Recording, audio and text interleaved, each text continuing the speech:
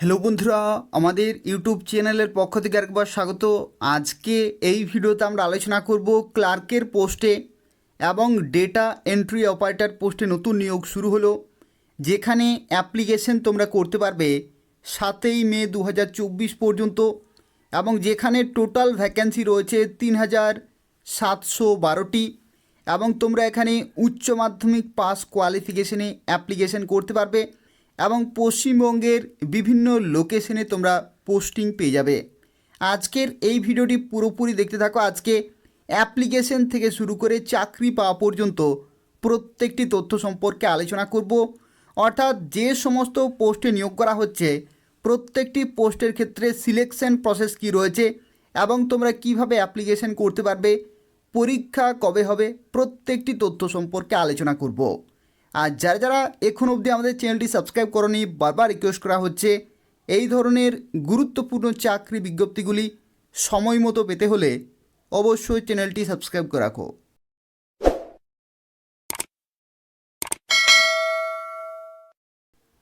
তো দেখো, আজকে যে বিজ্ঞপ্তি সম্পর্কে এই ভিডিওতে আমরা আলোচনা করছি, যেখানে বলে রাখি এসএসসির তরফ থেকে সিএইচএসএল অর্থাৎ Combined higher secondary level Examination 2024-এর অফিসিয়াল নোটিফিকেশন জারি হলো, যেখানে অ্যাপ্লিকেশন শুরু হয়ে গেছে 8 এপ্রিল 2024 থেকে এবং 7 মে 2024 পর্যন্ত তোমরা এখানে অ্যাপ্লিকেশন করতে পারবে।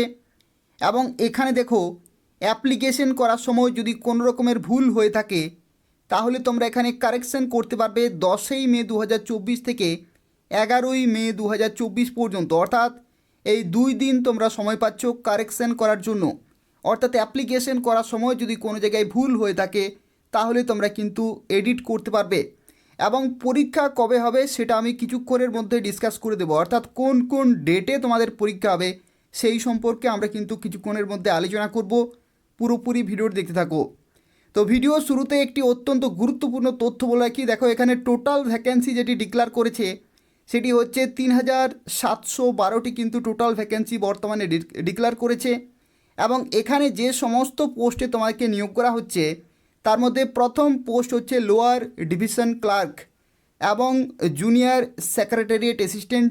এগুলো অত্যন্ত মূল্যবান পোস্ট রয়েছে, যেখানে লেভেল 2 এর কিন্তু বেতন পেয়ে যাবে 19,900 থেকে 63,200।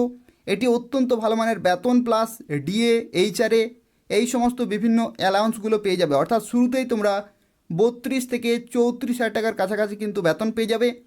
এবং পরবর্তী এখানে দেখতে পাচ্ছ যে পোস্টে নিয়োগ করা হচ্ছে সেই পোস্টটির নাম হচ্ছে ডেটা এন্ট্রি অপারেটর।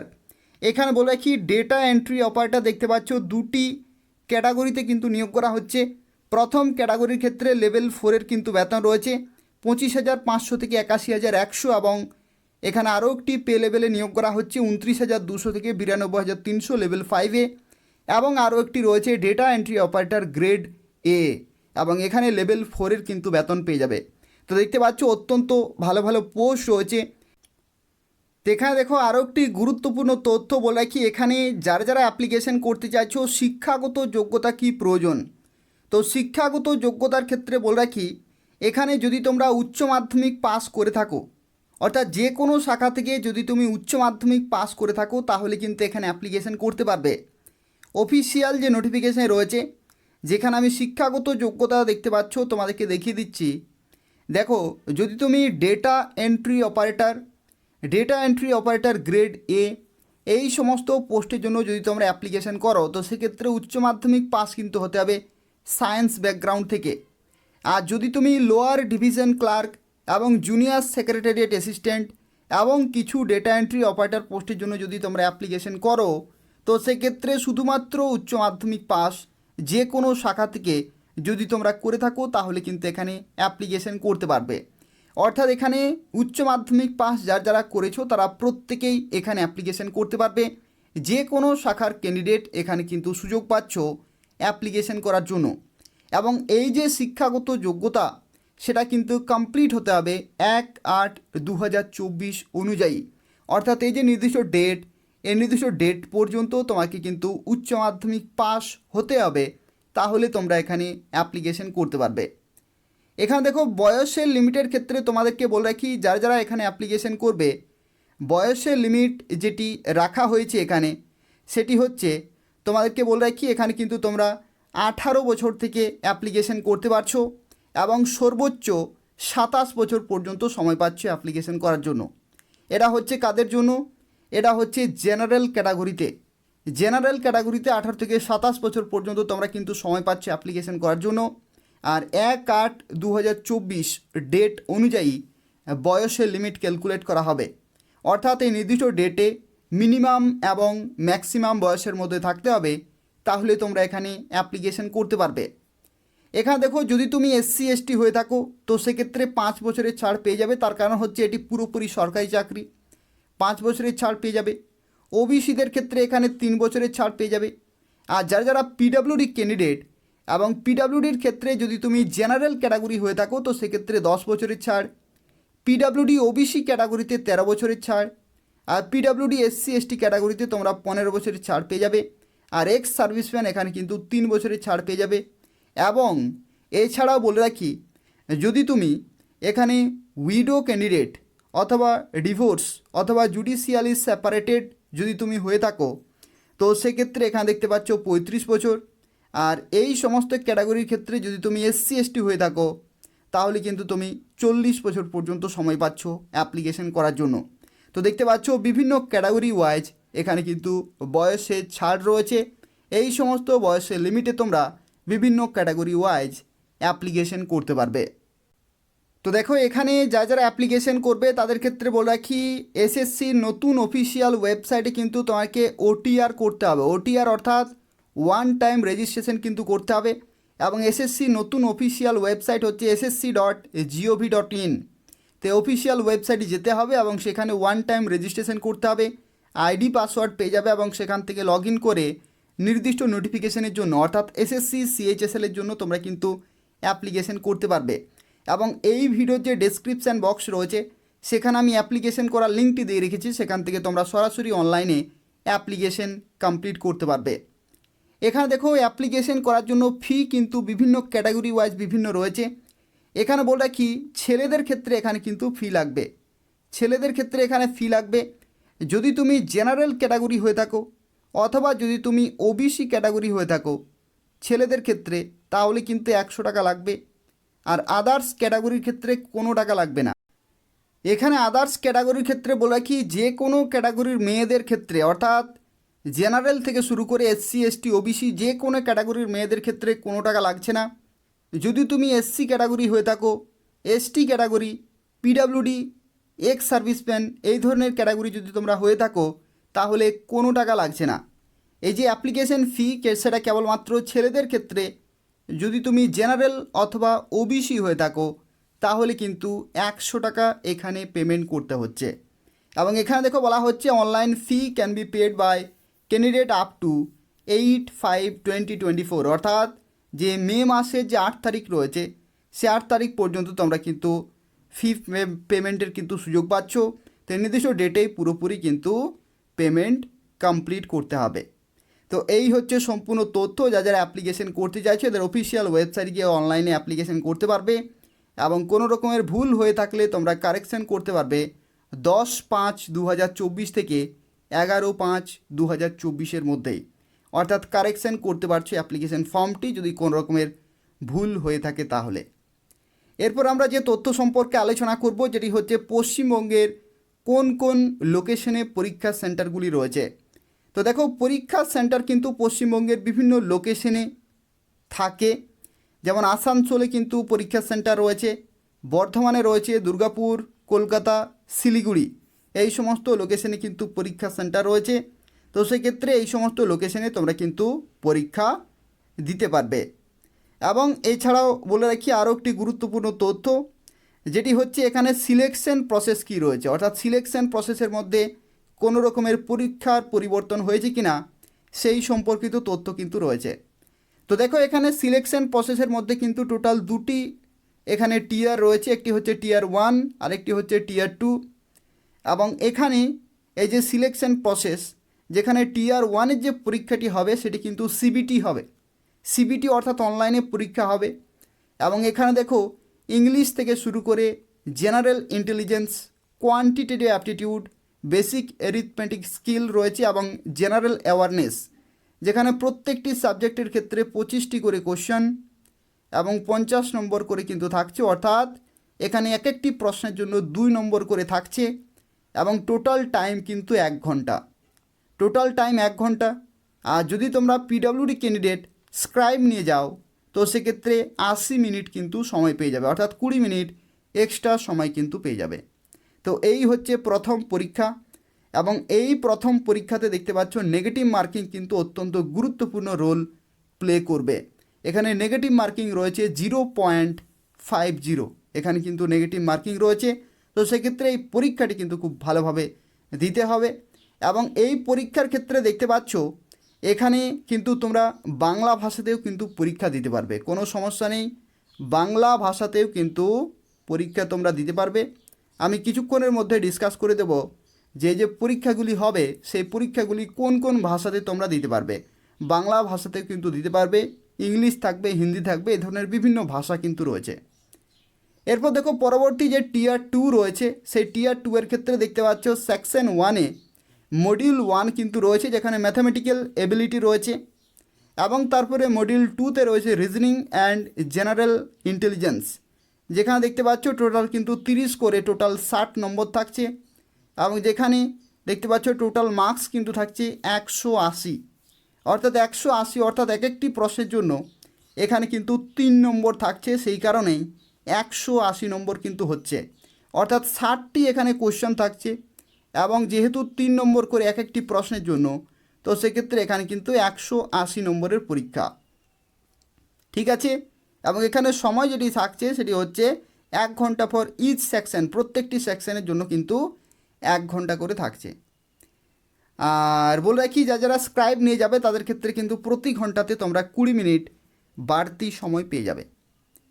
পরবর্তী দেখো এখানে সেকশন 2 এর ক্ষেত্রে মডিউল 1-এ কিন্তু ইংলিশ থাকছে এবং কম্প্রিহেনশন, আর মডিউল 2-তে থাকছে জেনারেল অ্যাওয়ারনেস, যেখানে 40 এবং এখানে 20, টোটাল 60 এবং এখানেও 180 নম্বরের পরীক্ষা হচ্ছে। এগুলো কিন্তু খুব ভালোভাবে বুঝতে হবে, যেখানে প্রত্যেকটি কোশ্চেনের জন্য 3 নম্বর করে থাকছে। আর এখানে দেখো সেকশন 3 এর ক্ষেত্রে কম্পিউটার নলেজ মডিউল কিন্তু থাকছে, যেখানে 15টি কোশ্চেন থাকছে এবং 3-15 45 নম্বর কিন্তু এখানে পরীক্ষা হচ্ছে, যেখানে 15 মিনিট কিন্তু সময় থাকছে। আর পরবর্তী সেশন 2 এর ক্ষেত্রে যে সেকশন 3 রয়েছে, যেখানে মডিউল 2-তে স্কিল টেস্ট এবং টাইপিং টেস্ট কিন্তু হবে, অর্থাৎ টাইপিং টেস্ট কিন্তু এখানে হতে চলেছে। তো সেক্ষেত্রে তোমাদেরকে এখানে যে স্কিল টেস্ট হবে সেটি হবে ফর ডিইও, অর্থাৎ ডেটা এন্ট্রি অপারেটর পোস্টের জন্য মিনিস্ট্রি যে সমস্ত ডিপার্টমেন্টে, বিভিন্ন ডিপার্টমেন্টের তরফ থেকে যে ডেটা এন্ট্রি অপারেটর পোস্টে নিয়োগ করা হচ্ছে, সেখানে কিন্তু তোমাদেরকে স্কিল টেস্ট করানো হবে। তো যেখানেও দেখতে পাচ্ছ 15 মিনিট কিন্তু সময় থাকছে। আর পরবর্তী এখানে টাইপিং টেস্ট কিন্তু রয়েছে। টাইপিং টেস্ট কাদের ক্ষেত্রে? লোয়ার ডিভিশন ক্লার্ক এবং জুনিয়র সেক্রেটারিয়েট অ্যাসিস্ট্যান্ট, এই সমস্ত পোস্টের ক্ষেত্রে 10 মিনিটের এখানে কিন্তু টাইপিং টেস্ট হবে। তো এই হচ্ছে সম্পূর্ণ তথ্য। আর এখানে বলে রাখি, দেখতে পাচ্ছ এখানে it will be mandatory for all candidate to qualify all the sessions in tier 2, অর্থাৎ টিয়ার 2-এ যে প্রত্যেকটি সেশন রয়েছে, প্রত্যেকটি সেশনে অর্থাৎ প্রত্যেকটি সাবজেক্টে কিন্তু কোয়ালিফাই করতে হবে। তো এই হচ্ছে সম্পূর্ণ তথ্য। আর তারপরেই তোমাদেরকে ডাকা হবে স্কিল টেস্টে অথবা টাইপিং টেস্টের জন্য। তো দেখো এখানে স্কিল টেস্টের ক্ষেত্রে যে ডেটা এন্ট্রি অপারেটর পোস্টে যে স্কিল টেস্ট রয়েছে সেটা কিন্তু এখানে কমপ্লিটলি দেওয়া রয়েছে, যেখানে বলা হচ্ছে 8000 কি ডিপ্রেশনে কিন্তু পার আওয়ারে এখানে মেনটেন করতে হচ্ছে স্পিড। আর এখানে টাইপিং টেস্টের ক্ষেত্রেও এখানে দেখতে পাচ্ছ বলা হচ্ছে টাইপিং টেস্ট তোমাদেরকে দেখো বলে দিচ্ছি, এখানে যারা ইংলিশে টাইপিং করবে তাদের ক্ষেত্রে 35 ওয়ার্ড পার মিনিট, এটা কিন্তু নর্মালি হয়ে থাকে। আর হিন্দির ক্ষেত্রে এখানে 30 ওয়ার্ড পার মিনিট এখানে কিন্তু টাইপিং স্পিড চাই। তো সেক্ষেত্রে এই স্পিড কিন্তু তোমাকে মেনটেন করতে হবে, যেখানে বলা হচ্ছে the speed will be adjusted on the accuracy of the typing on the computer of a given text passage in 10 minute, অর্থাৎ 10 মিনিটের কিন্তু এখানে টাইপিং টেস্ট তোমাদের হতে চলেছে। এখানে দেখো প্রত্যেকটি সাবজেক্টের ক্ষেত্রে সিলেবাস কিন্তু দেওয়া রয়েছে, ইংলিশ থেকে শুরু করে জেনারেল ইন্টেলিজেন্স রয়েছে, কোয়ান্টিটেটিভ অ্যাপটিটিউড রয়েছে, জেনারেল অ্যাওয়ারনেস রয়েছে, এই সমস্ত প্রত্যেকটি সাবজেক্টের এখানে কিন্তু কমপ্লিট সিলেবাস কিন্তু দেয়া রয়েছে। এবং তাছাড়াও এখানে আরও একটি গুরুত্বপূর্ণ তথ্য যেটি অবশ্যই তোমাদের মনে রাখতে হবে, সেটি হচ্ছে এখানে পোস্ট প্রেফারেন্স কিন্তু অত্যন্ত গুরুত্বপূর্ণ। তোমরা কোন পোস্টে বা কোন মিনিস্ট্রিতে বা কোন ডিপার্টমেন্টে যেতে চাইছো সেটা কিন্তু তোমরা এখানে পোস্ট প্রেফারেন্স কিন্তু পেয়ে যাচ্ছ। অর্থাৎ যে the examination is being held for multiple post for various ministry department offices. Preference for various posts and department will be taken from the candidate through online option form on the website of the commission before declaration of final result. তো সেক্ষেত্রে তোমরা কিন্তু সেখানে preference পেয়ে যাবে post wise, কোন মিনিস্ট্রিতে যেতে চাইছো বা কোন ডিপার্টমেন্টে যেতে চাইছো বা কোন অফিসে যেতে চাইছো সেটার কিন্তু পোস্ট প্রেফারেন্স পেয়ে যাবে। তো therefore candidate must be careful in exercise of such option. তো সেক্ষেত্রে এগুলো মাথায় রেখে কিন্তু তোমাদেরকে সিলেকশনে এগিয়ে যেতে হবে। এবং তারপরে লাস্টের যে ধাপ রয়েছে সেটি হচ্ছে ডকুমেন্ট ভেরিফিকেশন।